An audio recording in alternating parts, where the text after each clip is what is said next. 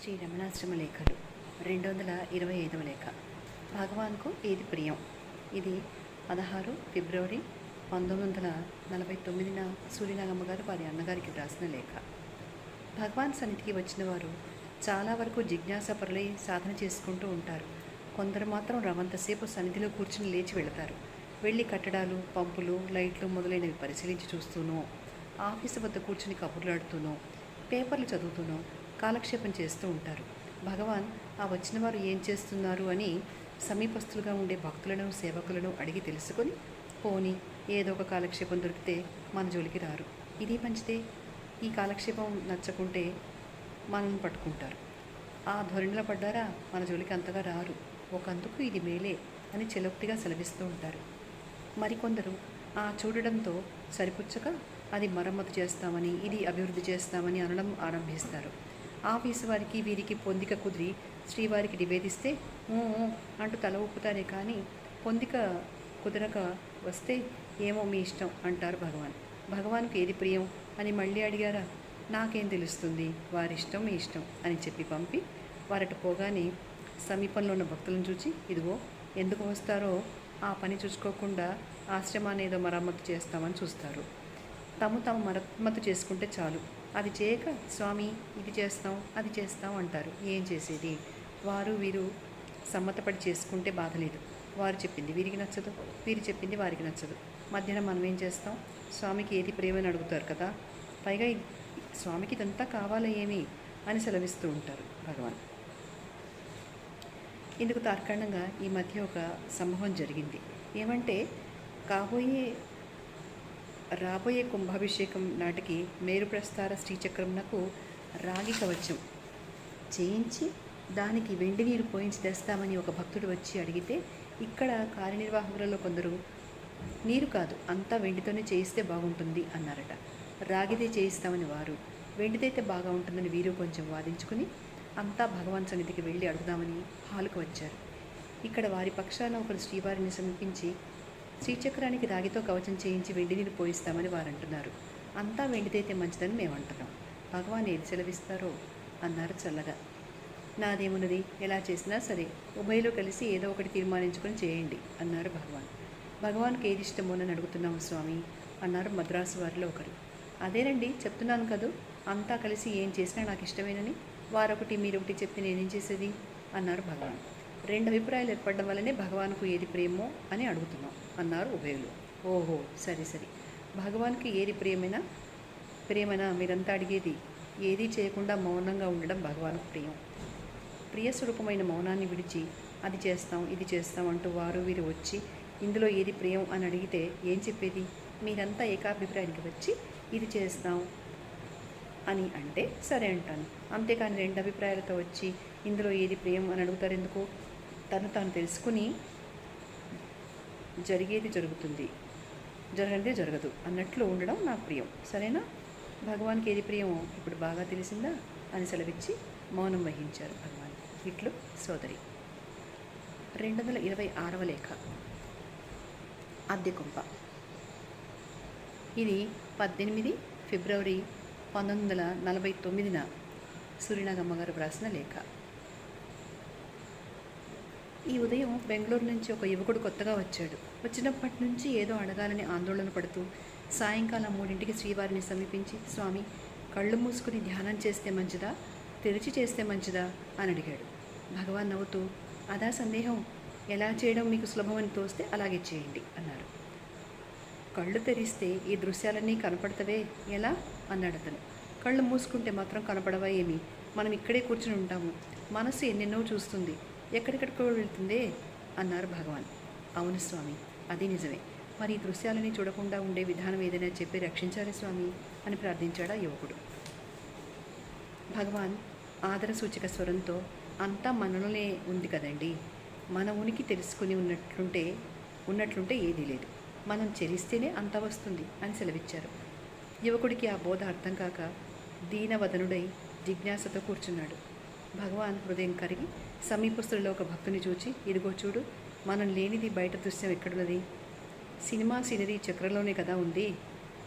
నాడావలి లోపల చుట్టబడి అణిగి ఉంటుంది.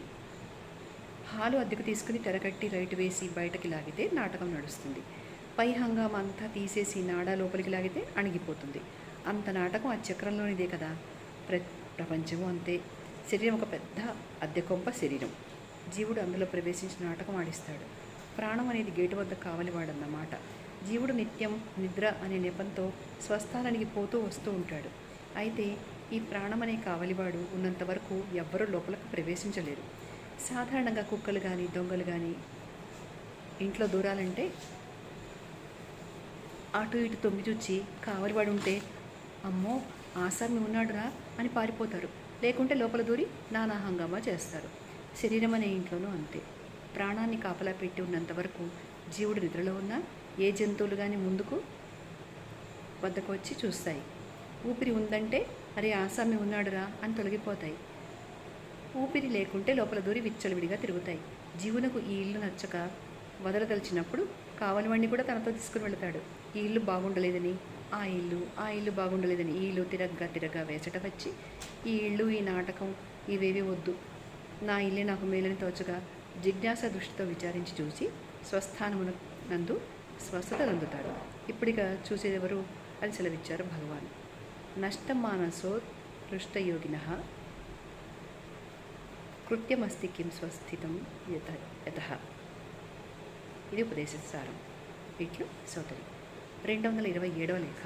తామస పదార్థాలన్నీ నిషేధమే. ఇది 20 ఫిబ్రవరి 1949 నాటి రాసిన లేఖ. 4 రోజుల కిందట గృహలక్ష్మి పత్రిక వచ్చింది. భగవాన్ పుటలని తిప్పి చూస్తూ తమలో తామే నవ్వుకుంటున్నారు. ఏదో విచిత్రం ఉంది కాబోలు అనుకున్నాను.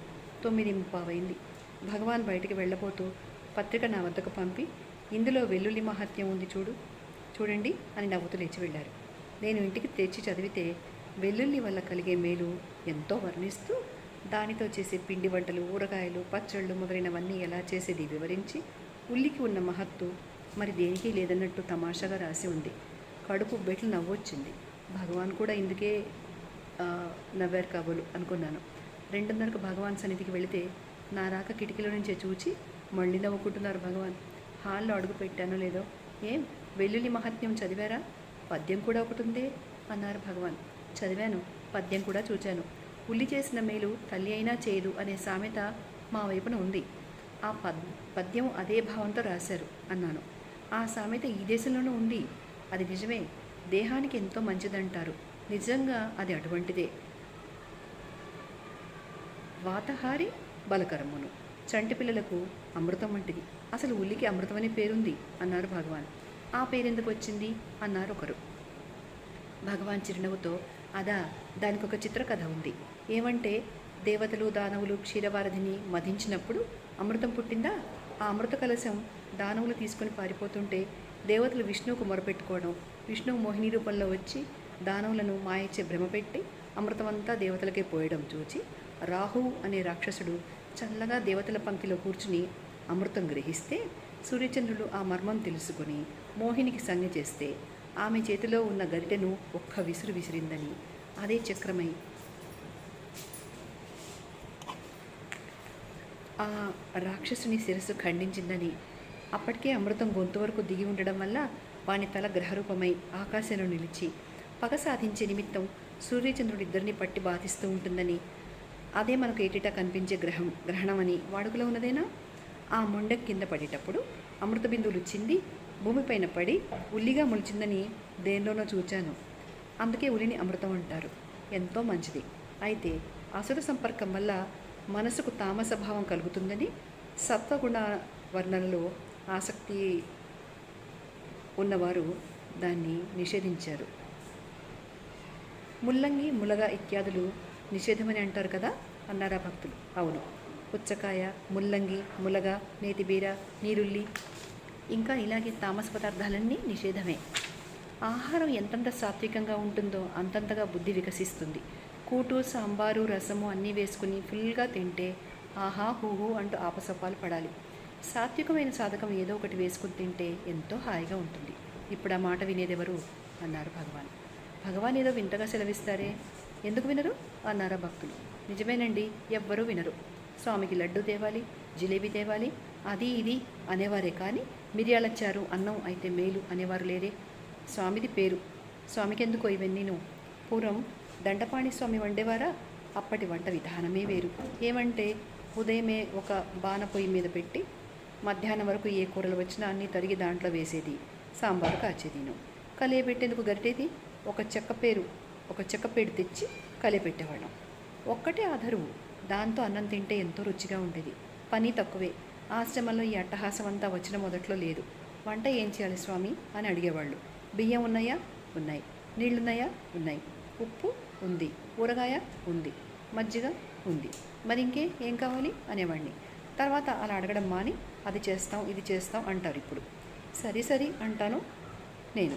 తగినట్లు సలహా కూడా చెబుతాను. మనదేం పోయింది? నేను మాత్రం నా పద్ధతి విడవక అన్నీ కలిపి ఒకే ఆధారుగా పెట్టుకుంటాను. 10 మంది చేరాక వారిష్టం. మన మూలంగా వారిని ఎందుకు కష్టపెట్టడం అని సెలవిచ్చారు భగవాన్. ఇట్లు సోదరి.